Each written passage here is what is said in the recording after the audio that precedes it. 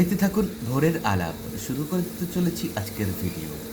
ইতিমধ্যেই এক যুবক, বালক, কৈশোর, কৈশোর, শিশু নিজের অন্ন খাওয়ার যে পাত্র, সেই পাত্রের কিন্তু পরিষ্কার করছেন একটা ট্যাপ কলের জল থেকে। দারুণভাবে কিন্তু নানাভাবে ঘুরিয়ে সে কিন্তু পরিষ্কার করছে নিজের থালাটিকে।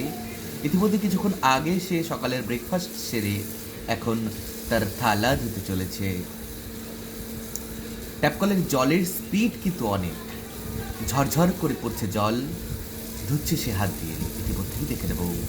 হঠাৎ করে একটু দাঁড়িয়ে পড়লো, ও বসে বসে মাজা হয়ে গেছে ব্যথা, তাই তো একটু দাঁড়িয়ে জিরিয়ে নিল। আবার আরেকটি প্লেট, এটা নিশ্চয়ই তার দাদার প্লেট। সে আবার কিন্তু নিজের কর্মে লেগে পড়েছে। অর্থাৎ এ থেকে বোঝা যায়, কর্ম করে যাও, ফলের আশা করো না। সে কর্ম করেছে বলেই খেয়েছে, আর খেয়েছে বলেই এখন সে থালা ধুচ্ছে। এটা কিন্তু একটা মাননীয়, একটু মানতেই হবে। এখানেই আমি ভিডিওটি শেষ করছি। আপনারা দেখতে থাকুন, শুনতে থাকুন ভোরের পাখি।